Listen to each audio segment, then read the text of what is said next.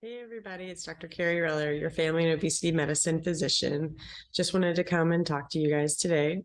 And this is about diet is a four-letter word.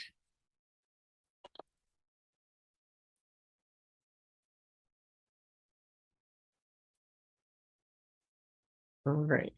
So clearly I don't like the word diet, but anyway. So the definition of diet, now this is from Merriam-Webster on the internet, and as if it's a noun, it is a food and drink regularly provided or consumed. Also, habitual nourishment, or the kind and amount of food prescribed for a person or animal for a special reason. So I consider that like if you have a chronic kidney disease diet, then they would, they have a special protein limit that they need to do. Or a regimen of eating and drinking sparingly so as to reduce one's weight. So this is the definition of the one that I don't like as much. Okay. So in a verb form, one definition is to cause to take food, so basically feed, and the other one is to cause to eat and drink sparingly or according to prescribed rules, and that is the one that we don't like in this case. So why don't we like the word diet? So interestingly, the first word diet appeared in English in like 13th century. The original meaning meant to habitually take food and drink.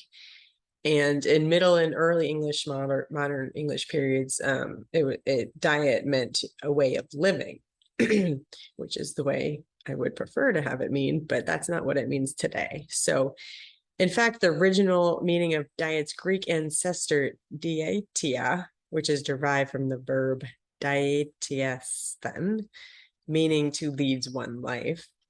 And in Greek, dietia had already come to be used more specifically for a way of living prescribed by a physician, a diet or another regimen. So it's kind of interesting how basically diet was initially a way of living, and then as we progress, we've developed it into another definition that basically is kind of a restrictive pattern of eating. So why don't I like to use the word diet? So basically, to me, diet is temporary. It's, not something that someone's going to do forever. It's a quick fix. People want quick results, and they're going to, resort to doing whatever diet they find. Maybe it's a juice cleanse, maybe it's, keto diet for a minute they'll try out, or any other, diet that you can think of. Why also not a diet? Because sometimes they promote the fact that they can lose weight quickly. And honestly, losing weight too fast can be unhealthy. And I'll go into that in a minute.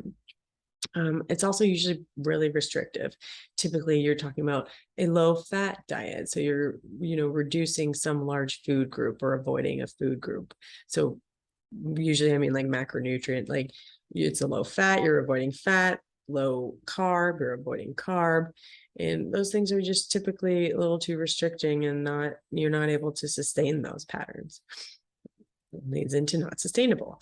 It also doesn't fix the main problem. There's usually something else going on, probably emotional eating or eating when you're not physically hungry, that the diet and diet culture and industry doesn't address. The other thing is that it reduces the metabolic rate when you constantly are yo-yo dieting. So I'm going to go into that in a second. So basically, the Biggest Loser study. So that show, The Biggest Loser, basically you had to have a BMI of 40 or above, and they underwent, I think, a 30-week transformation with physicians, physical therapists, nutritionists, and everything.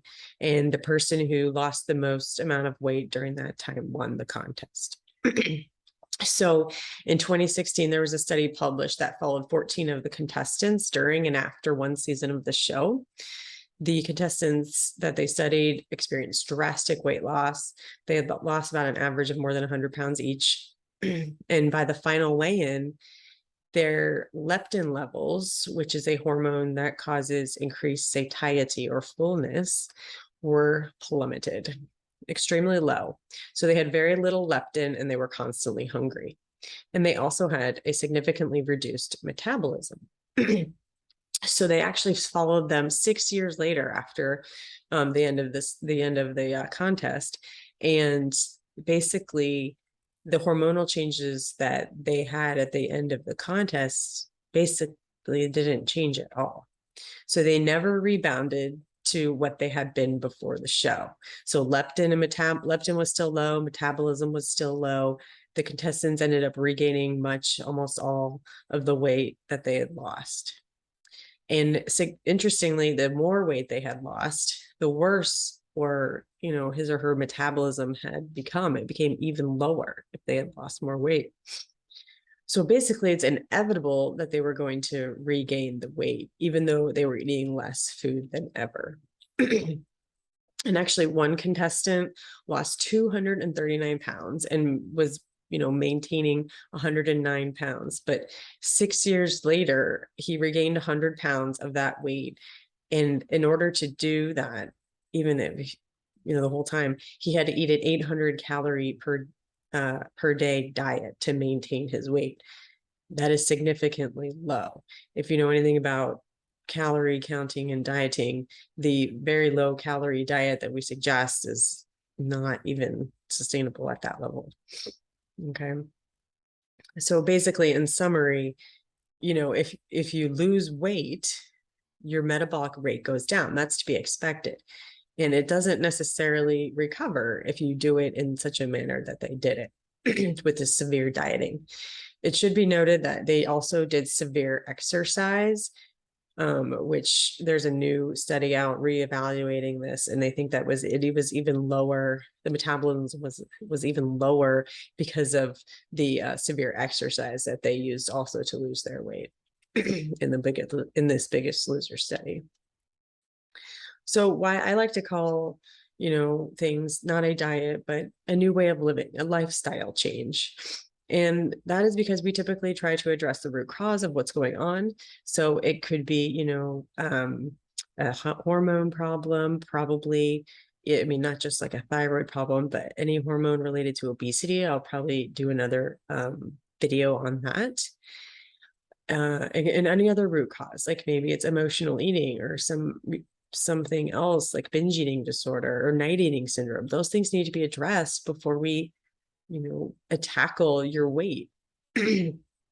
So instead of focusing on the food, we have to focus on the behavior too. And we also want to show that you will have a better relationship with yourself.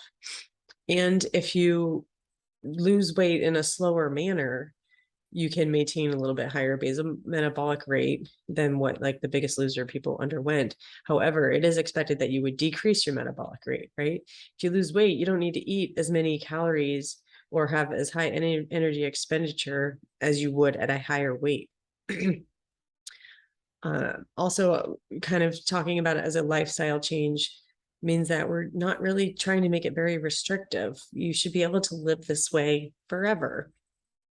And the other thing I like to say is financially feasible. So you're not buying into a diet program. You're not purchasing some special product all the time.